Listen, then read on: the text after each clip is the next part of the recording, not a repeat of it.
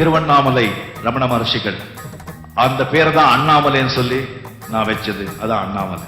சிவனே ரஜினிகாந்தின் மனதுக்குள் தோன்றி திருவண்ணாமலையில் எரிந்த விளக்குகள். இது குறித்து ரஜினிகாந்த் பேசிய உரையில் பகவான் ராமகிருஷ்ண மகரிஷி, எத்தனையோ மதம் வேணா வரலாம் போகலாம், ஆனா எந்த மதத்துல உண்மை நியாயம் தர்மம் இருக்கோ அந்த மதம் தான் கால காலத்துக்கும் நிற்கும்.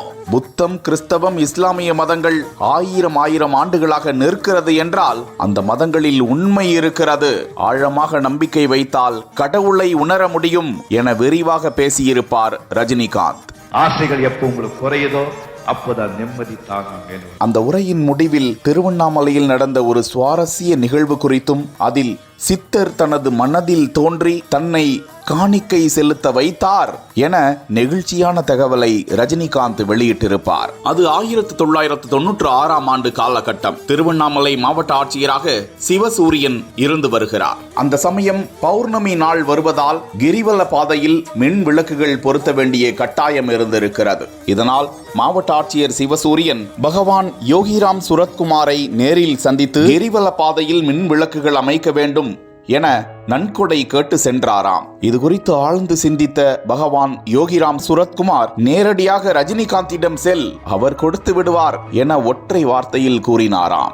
மாவட்ட ஆட்சியரும் ரஜினிகாந்தை சந்தித்து கேட்க அப்போது ரஜினிகாந்த் பல கால் ஷீட்டுகளில் பிஸியாக இருந்த நேரம். மாவட்ட ஆட்சியரே வந்து கேட்கிறாரு, என்ன வேணும் அப்படின்னு அவர் ஸ்டைல்ல கேட்க, இல்ல சார், திருவண்ணாமலையில இது மாதிரி கிரிவல பாதையில மின்விளக்கு அமைக்கணும், அமைச்சிட்டா போச்சு என்ன சிம்பிளா பேசி ஒரே ஒரு மின்விளக்குக்கான நன்கொடை தான் கேட்கிறார்கள் என முதலில் ரஜினிகாந்த் எண்ணி இருந்தாராம். மாவட்ட ஆட்சியருக்கோ கிரிவல பாதை முழுக்க மின்விளக்கு அமைக்க வேண்டுமே, ரஜினிகாந்த் இப்படி அவசரமாக பேசிவிட்டு சென்று விட்டாரே என சங்கடப்பட்டு கொண்டு அவரிடம் தன்னை யார் அனுப்பினார் என்ற விவரத்தை ரஜினிகாந்திடம் தெரிவிக்காமலேயே சென்று விட்டாராம். ஆனால் சில தினங்கள் கழித்து ரஜினிகாந்தின் மனதில் என்னது, திருவண்ணாமலையில மின்விளக்கு அமைக்கணும்னு வந்தாங்க, நம்ம கரெக்டா தான் பணம் கொடுத்துட்டோமா, குறைவா கொடுத்துட்டோமா, என்ன விவரம்னு தெரியலையே என மனதில் ஒரு கலக்கம் ஏற்பட்டதாம். உடனே மாவட்ட ஆட்சியரை தொடர்பு கொண்டு தாங்கள் கேட்ட தொகையை தான் சரியாகத்தான் கொடுத்திருக்கிறேனா என கேட்ட போதுதான்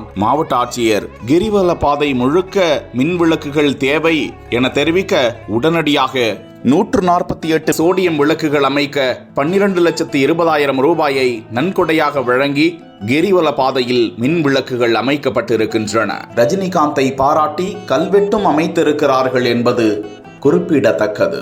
மனிதன் மறந்து போகலாம், ஆனால் தெய்வம் பக்தனுடைய மனதிற்குள் சென்று தனது காரியத்தை கச்சிதமாக முடிப்பார் என்பதற்கு உதாரணம்தான் இந்த நிகழ்வு என ரஜினிகாந்த் அந்த மேடையில் பேசியது பக்தர்களுக்கு வெகு நம்பிக்கையை அளித்திருக்கிறது.